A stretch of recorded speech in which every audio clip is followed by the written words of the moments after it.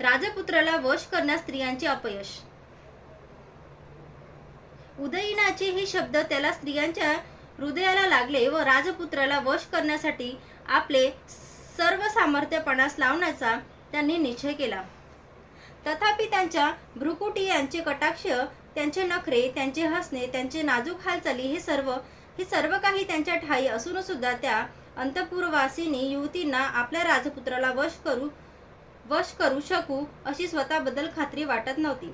परंतु पुरोहित उदयनाच्या प्रभावाच्या जाणीवेमुळे थोड्याच वेळात त्याचा आत्मविश्वास जागृत झाला. नंतर त्या स्त्रिया आपल्या कामगिरीस लागल्या.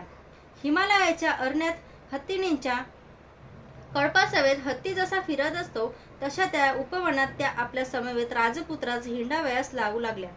स्त्रियांच्या समवेत तो राजपुत्र त्या मनोहर उद्यानात सूर्य जसा अप्सरांना घेऊन आपल्या राजोद्यानात फिरावा तसा शोभून दिसत होता.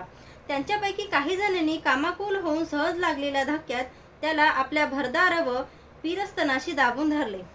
त्या दुसऱ्याचे ठेस लागून पडत असलेल्याचा बहाणा करून त्याला घट्ट आलिंगन दिले व आपले वेलीसारखे गोंडस हात त्याच्या खांद्यावर लोंब काढत सोडून त्या त्याच्यावर वागल्या.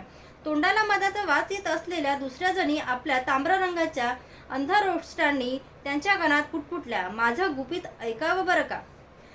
ज्यांची शरीरे उमटण्याने ओली झाली होती अशा काही जणी त्यांचे दोन्ही हात आतुरतेने घट्ट धरून जणू काही त्याला हुकूमच करीत म्हणत होत्या, आमचा पूजाविधी इथेच करा. मद्य पिऊन झिंगल्याचे सोंग करणारी दुसरी एक स्त्रीचे निळे वस्त्र पुन्हा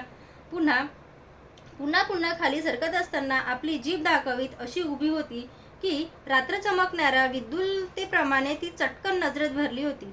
काही जणी आपल्या सोन्याच्या पैजणाचा आवाज करीत तलम वस्त्रात झाकलेली आपली अंगे त्याला दाखवीत इकडे तिकडे फिरल्या होत्या. दुसऱ्या काही जणी आम्रवृक्षाची फांदी हातात धरून सुवर्ण कलशाप्रमाणे दिसणारे आपले उरोज मुद्दाम दाखवीत उभ्या होत्या. कलमांच्या ताट्यावातून आणलेली कलमपुष्पे हातात धरलेली एक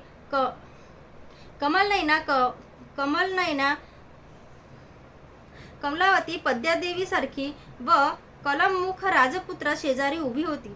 दुसरी एका सहज समजू शकेल अशा मधुर गीत हावभावपूर्वक गात असलेल्या आत्मसमयी पुरुषाला कामस्तू करण्याचा प्रयत्न करीत होती आणि आपल्या नेत्रकटाक्षाने जणू काय म्हणत होती, तुम्ही भ्रमात आहात बरं का महाराज.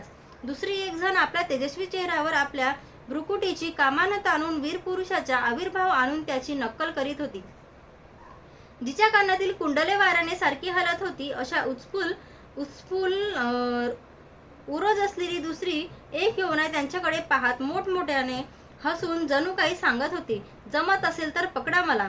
दुसरीकडे जात असताना दुसऱ्या एकीने त्याला पुष्पहाराने बांधून ठेविले तर बाकीच्या काही जणी मधुर पण हत्तीच्या मस्तकावरील अंकुशाप्रमाणे बोचक अशा शब्दाचा मारा घालून त्याला जणू काही शिक्षाच करीत होत्या. त्याच्याशी वाद घालण्याची इच्छा बाळगणाऱ्या दुसऱ्या एकीने आंब्याच्या मोहराची डहाळी हातात धरून विषयवासनाचे बेभान झालेल्या स्थितीत त्याला विचारले, हे कुणाचे फूल आहे. दुसरी एक जण पुरुषी आणून त्याला म्हणाली, स्त्रीकडून जिंकला गेलेला तू आता जा, ही पृथ्वी पादाक्रांत कर. दुसरी एक चंचल नयना आपले नीलकमल हुंगीत उत्तेजित अवस्थेत कायच्या अस्पष्ट शब्दात राजपुत्राला उद्देशून म्हणाली, नाथ, मधुसुगंधी मोहराने बहरलेला हा आम्रवृक्ष पहा. यावर बसून सोन्याच्या पिंजऱ्यात बंद करून ठेवल्याप्रमाणे कोकिळा येथे गात आहे. इकडे या आणि हा अशोक वृक्ष पहा.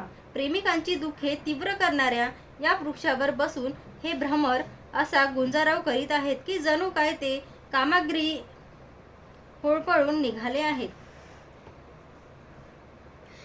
या हा आम्रवृक्षाच्या कोमल डहाळीने आलिंगलेली तिलक वृक्ष तर पहा. जणू काय हळदीची उटी लावलेल्या युवतीने शुभ्र वस्त्र परिधान केलेल्या पुरुषास आलिंगन दिले आहे. हा फुललेला पूरवक पहा.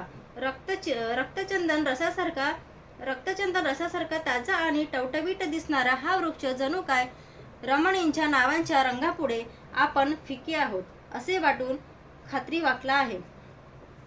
या आणि सभोवर अंकुरलेला हा तरुण अशोक बघा. जणू काय आमच्या हाताच्या सौंदर्यापुढे लज्जित होऊन तो उभा आहे. ज्याच्यावर काठावर सभोवावर सिंदूरवराची कुंज उगवलेले आहेत असे हे सरोवर पहा. जणू काय शुभ्र व तल्लम वस्त्रागीत अशी रूपसुंदरीच आराम घेत पहुडावी असे ते दिसत आहे. स्त्री जातीचे सार्वभौम सामर्थ्य पहा. पलीकडे पाण्यात जी चक्रवाकी पुढे पुढे जात आहे आणि तिचा प्रियकर चक्रवाक पक्षी एखाद्या दासाप्रमाणे तिच्या मागोमाग जात आहे. आपल्या तंद्रीत गात असलेल्या कोकिळीचे हे स्वरालाप ऐका. दुसरी कोकिळ जणू काय त्याला निर्भयपणे रुकार दिलागत गात आहे असे वाटते. वसंत ऋतूत पक्ष्यांना निर्माण होणारा उन्माद आपणालाही निर्माण झाला असता व आपण किती बुद्धिमान आहोत अशा विचारात मग्न राहणाऱ्या पंडिताचा विचार आपणात नसता तर किती चांगले झाले असते. अशा प्रकारे प्रेमासक्त झालेल्या या प्रमदांनी प्रेमयुद्धाच्या सर्व प्रकारच्या क्लृप्त्यांनी राजपुत्रावर हल्ला केला. तथापि अशा प्रकारचे आक्रमण झाले असतानाही तो आत्मसंयमी राजपुत्र प्रमुदित झाला नाही किंवा हसलाही नाही. त्याच्या नैसर्गिक अवस्थेत त्या स्त्रियांना पाहून तो राजपुत्र स्थिर व एकाग्र मनाने विचार करू लागला. या स्त्रियात अशा कोणत्या गोष्टीची उणीव आहे. त्यांना इतकेही दिसू नये की यौवनवान हे चंचल आहे, कारण वार्धक्य हे सौंदर्यात जे आहे ते सर्व नष्ट करणारे आहे. अशा प्रकारे या स्तुतिमुलांचा वर्षाव अनेक महिने व वर्षे सारखा चालला होता, परंतु तो सफल झाला नाही.